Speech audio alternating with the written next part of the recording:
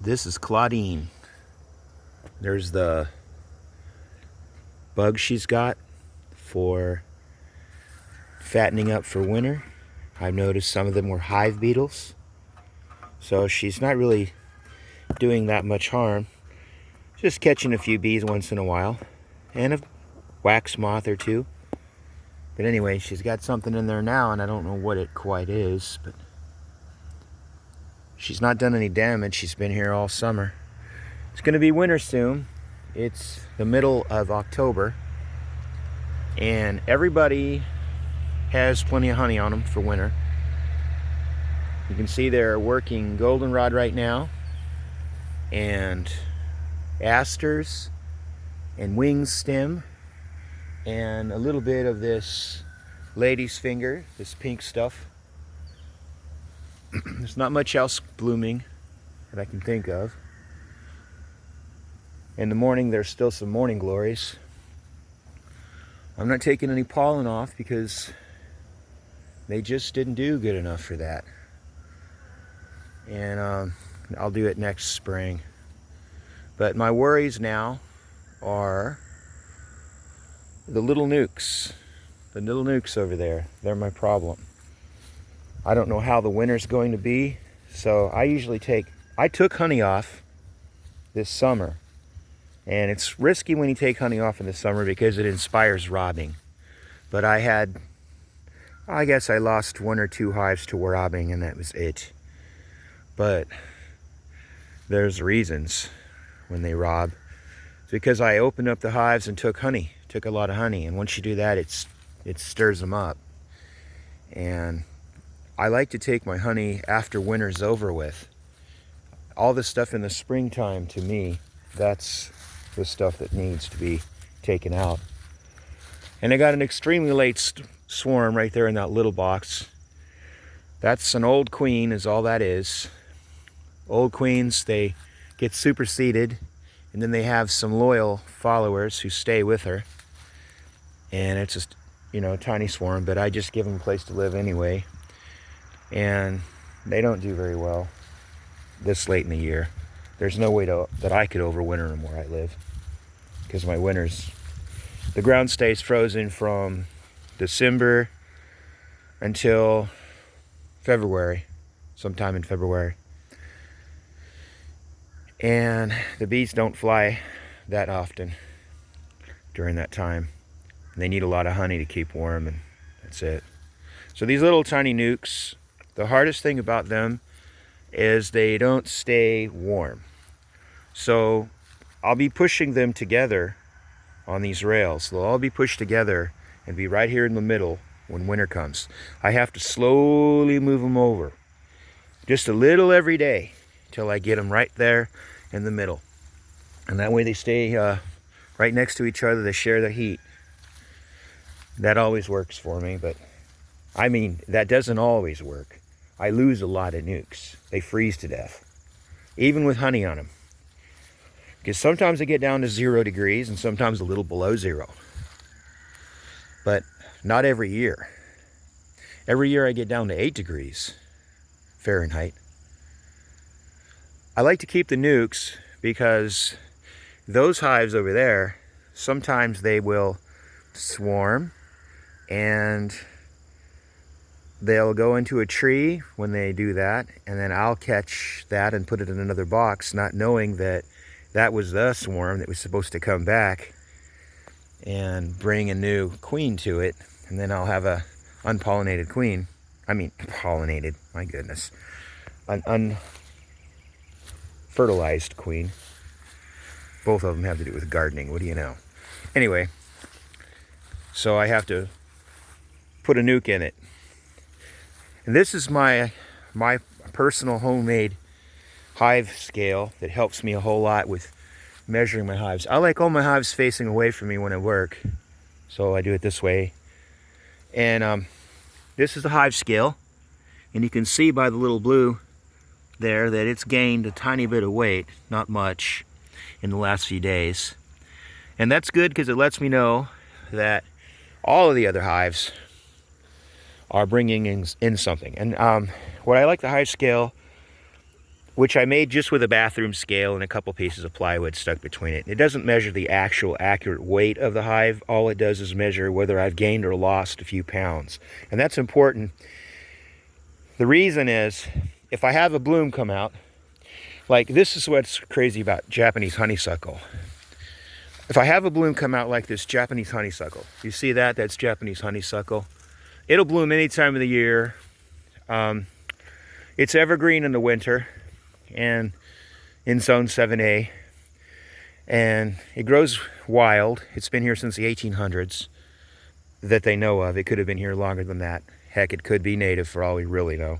But from what we guess, someone brought it here from Japan in the 1800s. But it's evergreen and it feeds the wildlife really, really well because there's not much else to eat. But as you can see, honeybees work it. See, there's a little black honeybee. It's very good. So right now I've even got honeysuckle. It blooms all year. But you got to be watching your hives because it's good to know what's putting out nectar. Sometimes you'll have a big old bloom out there like this frostweed, the white stuff, and you'll think, oh, that's going to really help my bees. And you'll notice that the hive scale, they've not gained any weight for the whole week.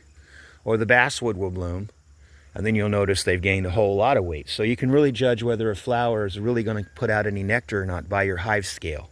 It's not because I'm just trying to see what this little tinky hive weighs. And the reason I chose the smaller hive for this is because lifting these other hives is not easy.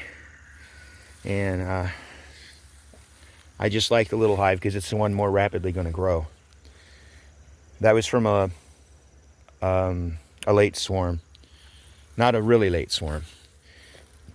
These little queen clips are really good because when you catch a swarm, you can put the queen quickly in the queen clip, and then you can put it in the hive, and then the queen will keep the swarm in there. And then after one day, you let her out the next day, and she'll stay because they've already released their nectar and started building combs in the box. So that's why I like these so much. But they won't clip onto your shirt or anything the way they're made. You have to put them in a pocket. So. And there's just enough room for the worker bees to get in there and take care of the queen. Oh well, that's about all I have to say about today. But the only thing that I've got to do now is take the fence charger, turn it off so that it can charge during the daytime when I don't have to worry about things coming and getting my bees. I have problems with things knocking over my bees. I live in the woods. But I got to turn off the charger, which I already did. That's what I do every morning. Let it charge and then turn it back on at night. And then I'm going to have to put mouse guards. It's time for mouse guards now. If I don't put some screen in front of those little doors, mice will get in when they go to sleep in the winter. In the winter, they huddle together and try to keep warm, and the empty parts of the box is full of pollen and nectar, and it's warm in there, and the mice just love it. So they go in there and they chew themselves a little nest and have a fun time like they do in our houses if we let them. And I've noticed they don't seem to chew through the wood or anything. They just find an easy access. So if you have any holes that are already there, as you know the entrance is, just put yourself some screen in front. Not screen, but I think they call it hardware cloth. And I don't know what size it is. I don't have any right now on me. It's back at the house. But it's time to put your screens on, your mouse guards on, whatever kind of mouse guards you like. Sometimes I think I might want to go ahead and splurge and get me some stuff from the hardware store and make some nice, real, matching entrance guards that stay on year-round, but those are metal and it gets really hot. And I really don't want the bees to have to go through some really hot metal to get in and out of the hive in the summer. So I stick with wood.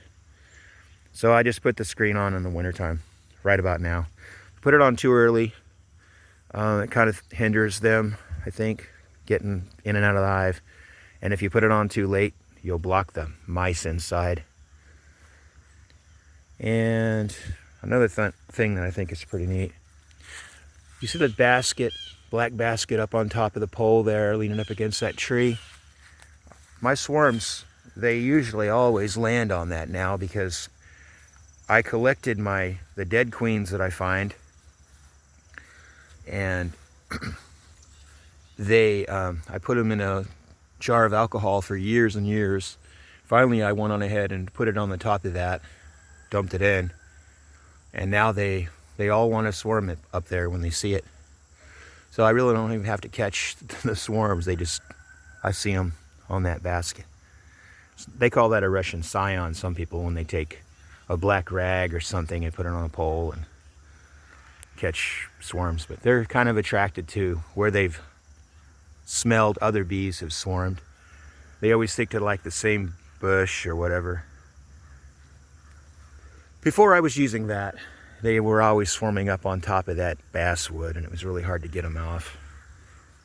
Anyway, that's Claudine right there. Claudine. Where's Claudine? There's Claudine. Anybody know what kind of spider that is? Let me know, or I'll look it up.